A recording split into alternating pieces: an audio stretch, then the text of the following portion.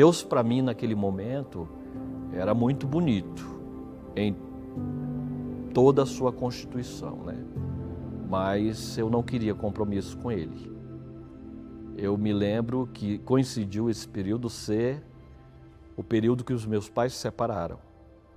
E ao invés de eu continuar na igreja e me firmar, infelizmente eu migrei para essa dinâmica de experimentações de droga. Eu, quando chego aos 20 anos, eu começo a usar socialmente, aos fins de semana, nas festas apenas. E achei que por causa disso eu estava em segurança. Até que chegou, aos 28 anos, uma ex-namorada casada com um traficante de êxtase da Europa, e a gente passou a fazer um consumo mais aprofundado. Foi onde eu mergulhei no meu fundo de poço.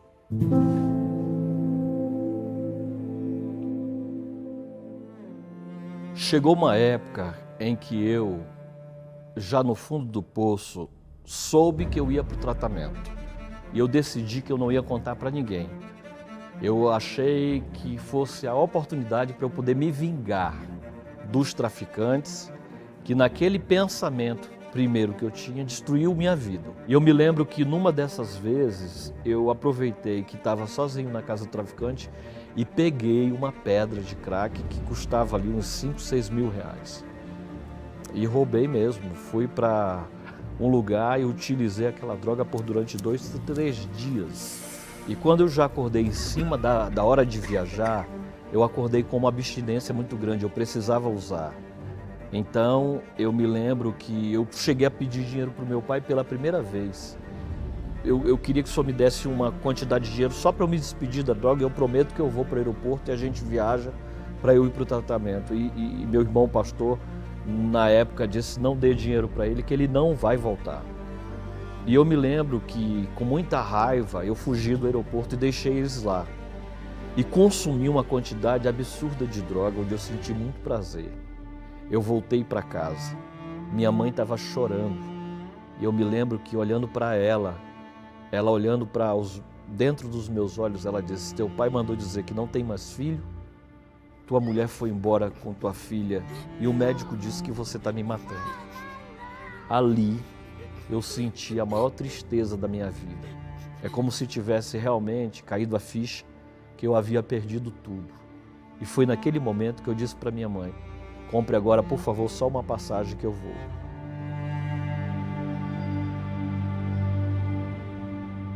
Mas até remarcar a passagem para eu voltar para o tratamento, demorou uma semana.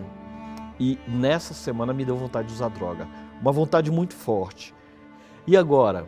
Agora, para piorar, tinha o traficante que sabia que tinha sido eu e que podia vingar me matando. E como eu havia causado muita dor e sofrimento para minha vida e para minha família, eu queria morrer. Eu só não queria me matar. E quando eu vou chegando perto, infelizmente vai passando o rapaz que fazia o serviço sujo para traficante. Ele passa numa moto. Ele ia levar alguém em algum lugar e disse assim: Roberto, eu quero falar com você, me espera aí. Dava tempo de eu comprar e ir por qualquer outro caminho para minha casa. Mas eu esperei ele, porque eu queria morrer. Quando ele disse sobe aqui, eu imaginei, ele vai me levar para o lugar e vai me matar. E eu subi. E ele foi perguntando onde é que eu morava. Quando ele me deixou na porta de casa, ele disse: desce. E olhando nos meus olhos, ele disse assim: eu não sei o que está acontecendo comigo. Eles pediram para eu te matar, mas eu não consigo fazer isso. Eu vou te dar um conselho: nunca mais volta para lá. Porque eu não sei se eu vou conseguir fazer isso de novo. Naquele momento eu senti o sopro da morte. Foi ali que eu consegui fortalecer a ideia de que eu tinha que buscar tratamento, ajuda. E aí eu aceitei. No avião eu comecei a chorar muito. Eu não tive coragem de orar, porque eu não acreditei que Deus fosse ouvir minha oração. Eu estava muito pesado de pecado, era assim que eu me sentia. E eu peguei uma agenda e comecei a escrever nela: Deus, eu vou para um lugar que eu não sei onde é, mas eu sei que o Senhor tem alguma coisa boa lá para mim. Então, cuida de mim. Eu estou entregando minha vida em tuas mãos.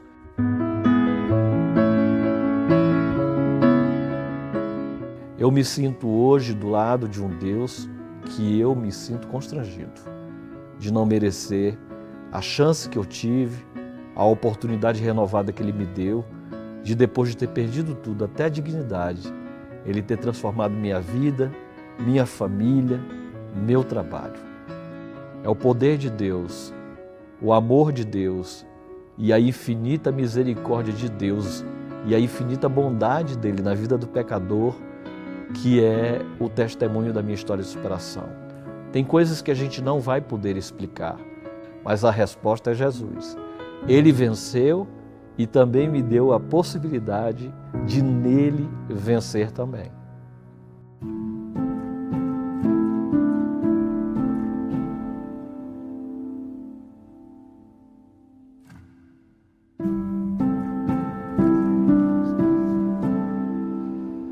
Ai, como seria minha história sem Deus?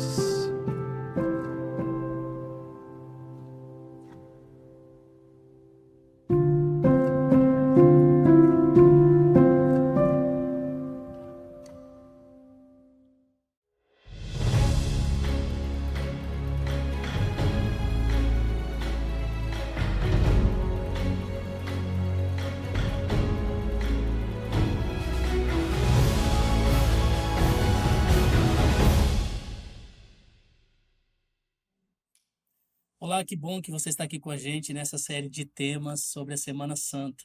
Estamos muito felizes por você ter aceitado o convite desse seu amigo ou irmão que convidou você, ou familiar, para você estar na casa dele para juntos estudarmos a Palavra de Deus. Quero agradecer essa pessoa também que te convidou para estar na casa dele. Nós vamos estar aqui por 4 noites, de segunda, terça, quarta e quinta, estudando a respeito da vida e da história de Jesus Cristo. Saiba que é uma alegria ter você aqui conosco. E pode ter certeza, esse tempo não será em vão. Coisas maravilhosas Deus tem para mim e para você ao longo desse período. Eu gostaria de convidar você a fazer uma oração com a gente antes de nós abrirmos a palavra de Deus. Vamos orar. Pai querido, eu quero te agradecer pelo privilégio de estarmos juntos nessa jornada de oração e estudo da tua palavra. Em especial, refletindo a respeito do sacrifício de Cristo na cruz por cada um de nós. Toma essa pessoa em teus braços de amor e que toda palavra que vai ser dita aqui, que possa achar um lugar especial no nosso coração. Queremos te agradecer tudo isso em nome de Jesus. Amém. Na reflexão de hoje, nós vamos pensar um pouquinho a respeito da graça de Deus. Esse é um dos temas que me chama muita atenção na Bíblia e um dos temas que é divisor de água na nossa vida. Sabe, sem a graça de Deus, nós não conseguimos pensar sequer em coisas espirituais. Eu não sei se você já parou para perguntar alguma vez, desde quando se manifestou a graça de Deus em favor da humanidade? Algumas pessoas pensam que desde a cruz do Calvário, ou apenas a partir da cruz do Calvário, a graça de Deus se manifestou. Ou alguns pensam também a partir da ressurreição. Mas repare, não seria possível nós vivermos nem um dia, nem um segundo sequer, se não fosse pela graça e pela bondade de Deus. Então, a graça de Deus é a condição básica para nós vivermos e também para pensarmos em salvação, em vida eterna. Eu gostaria de voltar um pouquinho na origem. Para pensar em graça, nós precisamos pensar em pecado, porque graça é uma condição para nós enfrentarmos o pecado. Se não for a graça de Deus, o pecado reina em nossa vida e ele nos mata. Então a graça nos dá a condição da vida. Para entendermos quando a graça surgiu, o seu papel na nossa salvação, nós vamos entender o contexto do surgimento do pecado e do grande conflito. A Bíblia diz que Deus criou tudo perfeito, desde o céu. Todas as suas criaturas, tudo que ele criou era perfeito e é perfeito na perspectiva do seu propósito. Mas a perfeição de Deus cria também uma possibilidade, uma condição, que é a condição da escolha, do livre-arbítrio. Ao Deus criar qualquer ser livre, Deus também está criando a possibilidade de discordância, a possibilidade do contraditório. E é nesse cenário, nesse contexto, que o pecado surgiu. A Bíblia diz que o pecado surgiu no coração de um anjo perfeito, um anjo de luz, um querubim cobridor, era um anjo que tinha privilégios extraordinários no céu. Mas um dia ele colocou no coração dele, ou sentiu no coração dele a vontade de ter posições, de ocupar cargos, de ter privilégios que não era possível para ele ainda naquele momento. Ele desejou tomar o lugar de Deus. O livro de Ezequiel, capítulo 28, diz que perfeito era esse anjo no caminho dele, até que no coração dele se achou a iniquidade, o pecado no seu estado original, a vontade de se rebelar contra Deus. E Lúcifer, que hoje é conhecido como Satanás, ou alguns chamam até de diabo, na linguagem mais comum, ele começou então a dissuadir ou a persuadir os anjos a respeito do reino de Deus. Então ele começou a falar para os anjos de que não era interessante servir a Deus porque Deus era um Deus autoritário e que suas criaturas o serviriam pela força. E ele teria uma proposta de reino melhor do que aquele que eles haviam conhecido. Olha, isso foi tão sério, isso foi tão grave, que a Bíblia diz que terça parte dos anjos creram, acreditaram na proposta de Satanás. O que estava na cabeça dele? Ele queria usurpar o trono de Deus. Isaías 14, 12 a 15, nós lemos assim: como você caiu dos céus, ó estrela da manhã, filho da alvorada. Como foi atirado à terra você que derrubava as nações. Você que dizia no seu coração: subirei aos céus, erguerei o meu trono acima das estrelas de Deus. Eu me assentarei no monte da Assembleia, no ponto mais elevado do Monte Santo. Subirei mais alto que as mais altas nuvens e serei semelhante ao Altíssimo. A vontade de Lúcifer era usurpar o trono. Ele queria o lugar de Deus. E se você conectar essa reflexão com o deserto da tentação, você vai entender o seguinte: quando Satanás tentou Jesus no deserto, ele estava preocupado com muitas coisas, mas principalmente com uma coisa. No final de todo o processo de tentação, tentou Jesus no aspecto da comida, tentou Jesus no aspecto de colocar Deus à prova. E no final, ele revelou qual era a sua real intenção. Ele falou para Jesus que era simples. Ele conseguiu o mundo, ele não precisava morrer. Ele só precisava dobrar os joelhos e adorar. Toda essa questão da rebelião de Lúcifer rondava em torno da adoração. Ele queria ser adorado, mas repare, criatura não pode ser adorado. Profetas não aceitaram adoração, mas Lúcifer quer ser adorado. E não foi só naquela época. Hoje também ele quer ser adorado. Ele luta para que nós, filhos de Deus, possamos adorá-lo de alguma forma. E ao longo dessas noites estaremos refletindo como nós podemos aproximar de Deus, como a graça de Deus pode tomar conta da nossa vida a ponto de nós desmistificarmos as armadilhas de Satanás e não cairmos nas armadilhas que ele faz para nós, para que nós possamos adorá-lo. Nós só podemos adorar um verdadeiro Deus, Criador dos céus e da terra. Repare, o que Lúcifer estava prometendo aos seres angelicais ou aos anjos? O que ele estava prometendo? Um reino onde eles teriam mais liberdade e um reino onde eles não precisariam ser dominados por um Deus que, na visão de Lúcifer, era um Deus tirano. E ele não conseguiu isso porque a maioria não ficou do lado dele, então eles foram expulsos do céu, não tinham mais direito de entrar no céu. Mas ele não desistiu. Mesmo não conseguindo a façanha que ele queria de se tornar igual a Deus, a Bíblia diz que ele veio para a terra. E como já existiu o bem e o mal, e Deus não pode ir contra o seu caráter de amor, de bondade, de liberdade, então Deus permitiu que lá no Jardim do Éden houvesse as duas opções. Então lá nós tínhamos a árvore da vida e tínhamos a árvore do conhecimento do bem e do mal. O homem, no Jardim do Éden, o ser humano tinha possibilidade, tinha liberdade de escolher, mas Deus havia dado a advertência. Deus havia dito para eles: olha, vocês têm a possibilidade. O mal existe, mas eu vou aqui colocar para vocês bem claramente qual é a consequência de ficar do lado do bem e de ficar do lado do mal. Então Deus projetou para o ser humano toda a consequência que eles teriam se eles escolhessem o lado do mal. Isso está resumido na Bíblia apenas em uma frase, quando Deus diz assim: certamente morrereis.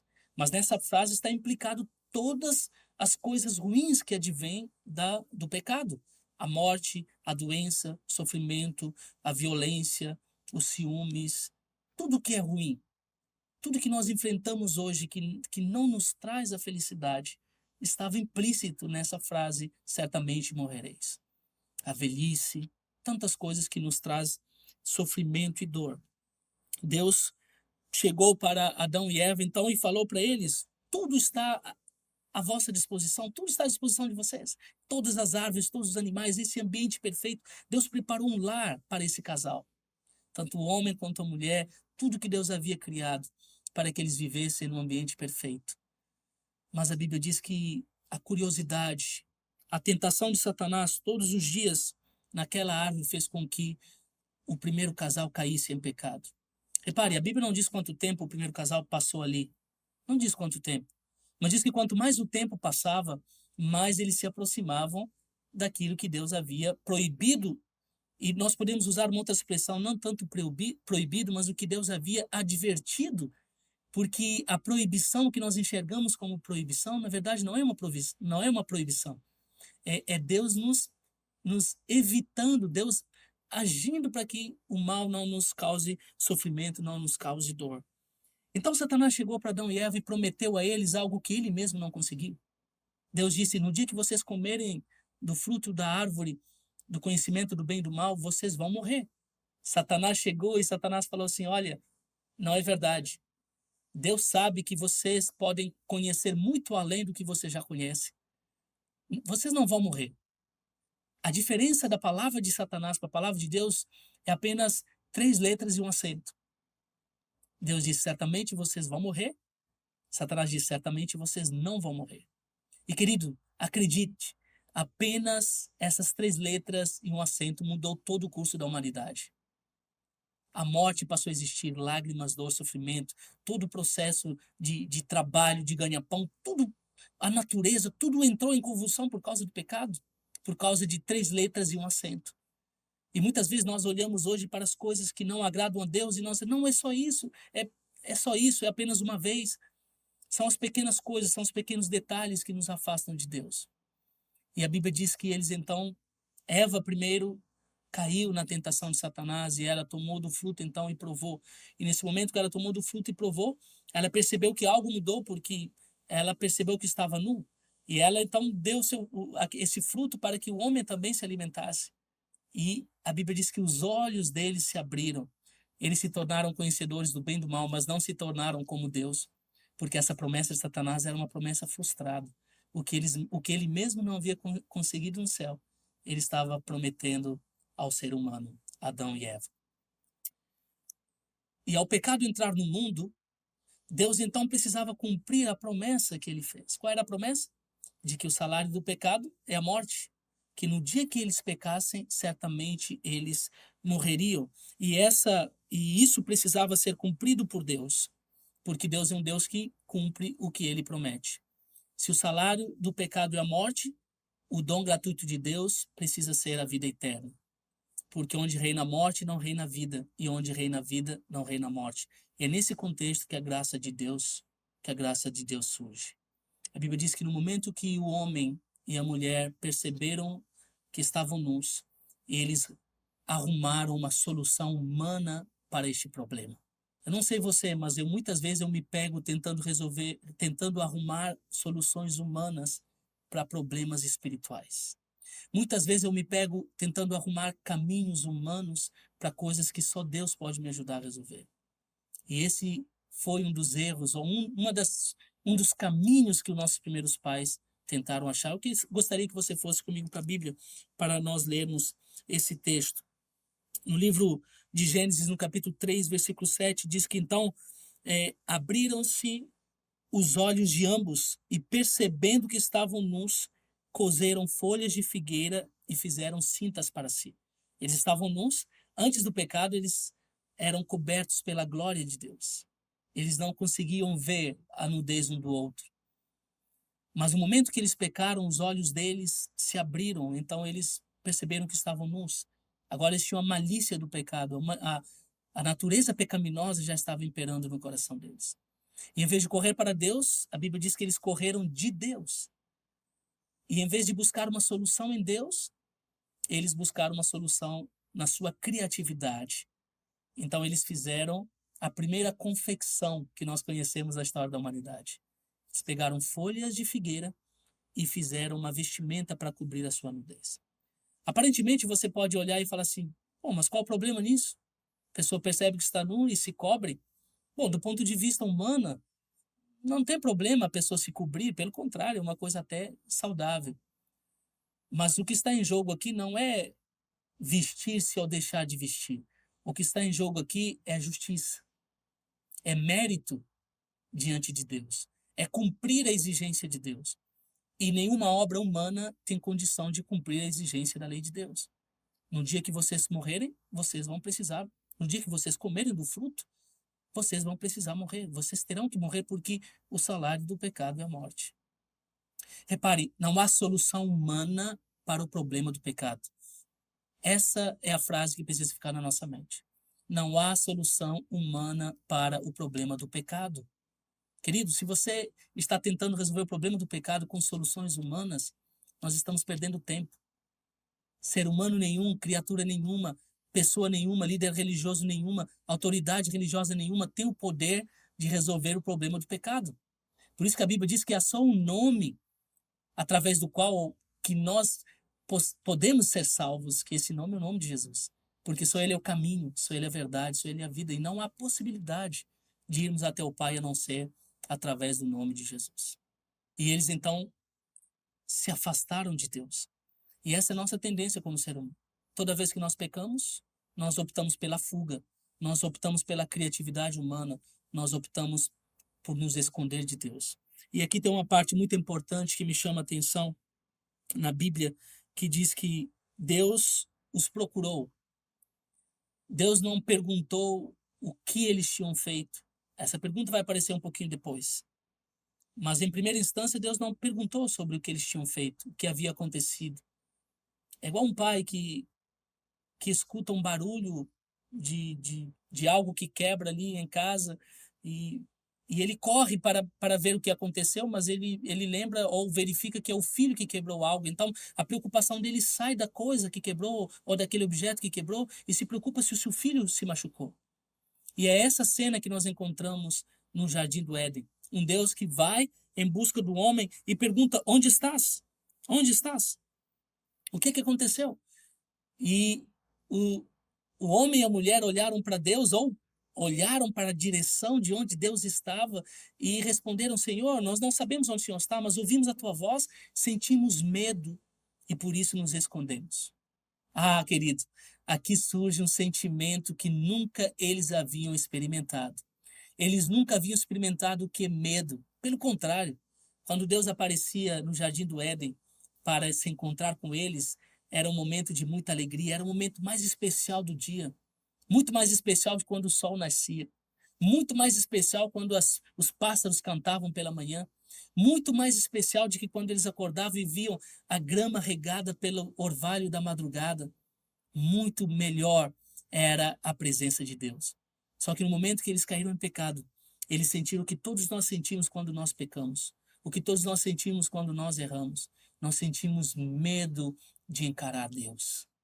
Nós sentimos medo da reação de Deus. Nós sentimos medo do que Deus pode fazer como uma pessoa que foi ofendida. E aqui está a maior lição da graça que eu queria que eu e você pensássemos nesta noite, nesta ocasião. Graça é Deus nos dar o que nós não merecemos.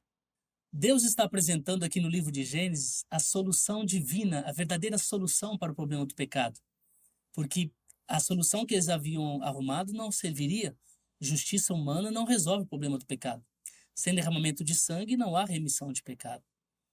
E em Gênesis, no capítulo 3, versículo 21, a Bíblia diz que algo aconteceu. Deus fez então vestimenta de peles e os cobriu, os vestiu, os cobriu. Olha, para que houvesse peles para fazer uma vestimenta, algum animal teve que morrer. E nós entendemos por todo o contexto simbólico do santuário, os rituais que eram feitos no Antigo Testamento, que naquela ocasião morreu um cordeiro. Um cordeiro que representava Jesus em todo esse processo até que ele morresse na cruz do Calvário. Você deve se lembrar do texto de João 29, que diz que quando Jesus apareceu para João Batista, o João Batista apontou para ele e diz: eis o Cordeiro de Deus que tira o pecado do mundo.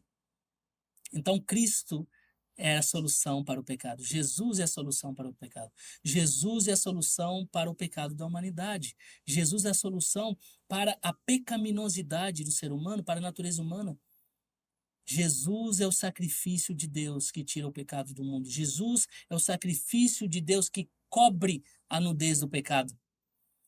E Jesus é a manifestação da graça que aconteceu desde o Jardim do Éden.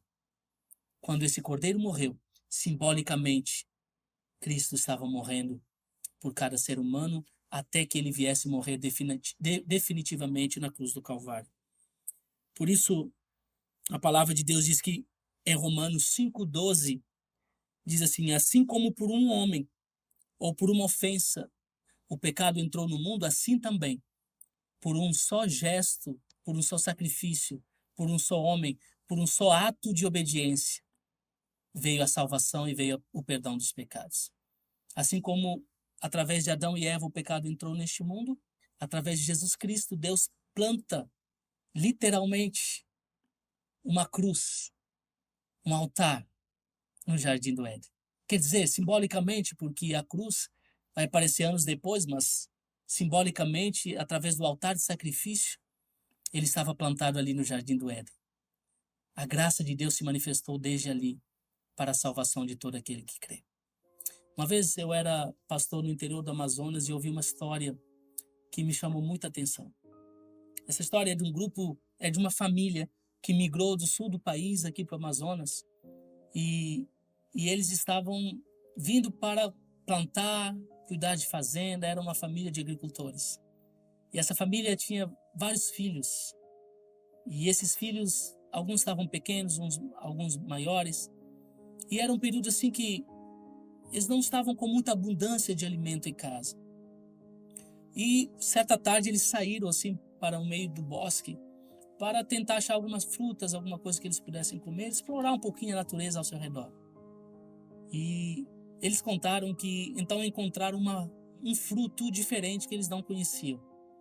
E pegaram esse fruto, um dos irmãos pegou desse fruto, comeu, e o sabor aparentemente não era tão bom, não era tão doce, mas também não era uma fruta amarga ou algo que pudesse impedi-los de saborear aquele fruto. E eles contaram então que foram pegando esse fruto e um passando para o outro, e alguns deles comeram desse fruto, até que o primeiro começou a sentir um desconforto no seu abdômen. E desconforto, dor, e a dor cada vez mais aumentava. E então eles correram para casa, e lá na casa tinha alguém daquela região que estava ali na casa, perguntou o que eles haviam comido. E alguém correu lá, pegou um exemplar daquele fruto que eles haviam comido e mostrou. E esse senhor então desesperadamente disse: não, vocês não podiam ter comido isso, isso é uma fruta venenosa. E rapidamente eles tiveram que ser levados para o hospital para fazer todo um procedimento, porque eles poderiam morrer envenenados. Eu conheci essa família e eles contaram como um livramento de Deus, um milagre de Deus na vida daquelas crianças que hoje são pessoas adultas, líderes de igreja, líderes comunitários, profissionais, que poderiam ter perdido a vida naquela ocasião, porque eles não sabiam o que eles estavam mexendo. Olha, com a gente não é diferente. Muitas vezes nós nos aproximamos do pecado, muitas vezes nós nos entregamos a uma vida de pecado, muitas vezes nós nos acostumamos a uma vida longe de Deus, muitas vezes nós nos aceitamos o mundo como algo que seja propício para nós, como algo que vai trazer felicidade, mas não é. Sabe por que não é? Porque nós somos quais crianças que não sabem a periculosidade do mundo, do pecado. Nós não sabemos o quão perigoso o pecado é. Nós não sabemos o quão distante o pecado pode nos levar. Nós não sabemos por quanto tempo ainda o pecado pode nos prender. E nós achamos que podemos comer dos frutos do pecado, dos prazeres deste mundo, e que não haverá consequência. Sabe, o convite nesta noite é para que a graça de Deus que se manifestou desde o Jardim do Éden possa ser eficaz na nossa vida. Que nós possamos aceitar essa graça de Deus na nossa vida. E eu quero te fazer um convite nesta noite. Não permita com que Jesus, o seu sacrifício, o que ele fez, se perca no tempo e não se aplique na sua vida. Hoje, diante de você, diante de mim, está a possibilidade da vida e a possibilidade da morte. Está a possibilidade da salvação e a possibilidade da perdição. Eu não sei por que você está aqui. Deus sabe por que você aceitou. Deus sabe em que circunstância o convite chegou. Deus sabe qual influência essa pessoa que te convidou tem na sua vida. E Deus hoje está dando a mim e a você uma oportunidade de ter um encontro com Deus. Em vez de correr de Deus, assim como Adão e Eva fizeram, Deus está nos dando a oportunidade hoje de correr para Deus, de ir em direção a Deus, independente de como tenha sido nosso passado, independente de como tenha sido nossa transgressão, nossa culpa. Deus quer tomar a nossa culpa e quer nos dar um fardo leve. Ele quer nos cobrir com a sua graça. Ele quer nos dar salvação hoje, aqui e agora. Porque um dia ele vai voltar, não mais para nos dar salvação no sentido da justificação, mas para nos dar a glorificação. Ele vai voltar para nos buscar, para nos levar com ele, para que junto assim estejamos com ele para todo sempre. Ele fez essa promessa. Em João capítulo 14, disse: não fiquem tristes, na casa do meu pai há muitas moradas. Se não fosse verdade, eu teria dito: eu vou preparar o lugar. E quando eu preparar o lugar, eu voltarei para vos receber, para mim mesmo, para que onde eu estou, vocês estejam também. Sabe, essa promessa é para mim, essa promessa é também para você. Mas para que ela se cumpra, a graça de Deus precisa ser eficaz e suficiente na nossa vida. A salvação unicamente pela graça, mediante a fé no Filho de Deus, o Cordeiro de Deus que tira o pecado do mundo. Se esse é seu desejo, eu convido você a orar comigo neste momento. Feche seus olhos, vamos falar com Deus. Pai querido, nós queremos te agradecer pelo sacrifício salvador de Jesus Cristo na cruz do Calvário, mas que de uma forma simbólica se manifestou desde o Jardim do Éden. Obrigado por aquele Cordeiro que morreu no Jardim do Éden, mas por todos aqueles outros que simbolizavam sua vinda e a salvação que o Senhor traria a cada um de nós. Nós queremos que esse sacrifício hoje possa se aplicar na nossa vida, na minha vida, na vida dessa pessoa que está nos acompanhando. Independente de qual seja a nossa trajetória, o nosso passado, talvez do outro lado tenha uma pessoa que está se culpando por um pecado, por um passado que não foi tão bom, por erros que talvez não foi perdoado ou ele não se perdoou, por pessoas que não o perdoaram. Eu quero nesse momento pedir que a tua graça possa se aplicar sobre nós e nós possamos sentir o teu perdão, aceitar o teu perdão e nós possamos entrar num acordo de paz contigo, numa aliança de salvação contigo. Que o Senhor esteja conosco todas essas noites e que a tua palavra possa trazer o conforto da salvação para a nossa vida. É a nossa oração em nome de Jesus. Amém, Senhor. Que Deus possa te abençoar de uma forma extraordinária. Te aguardo amanhã aqui no mesmo horário para continuarmos aprendendo a respeito dessa trajetória do Cristo, que viveu, morreu e ressuscitou para nos dar a vida eterna. Deus te abençoe.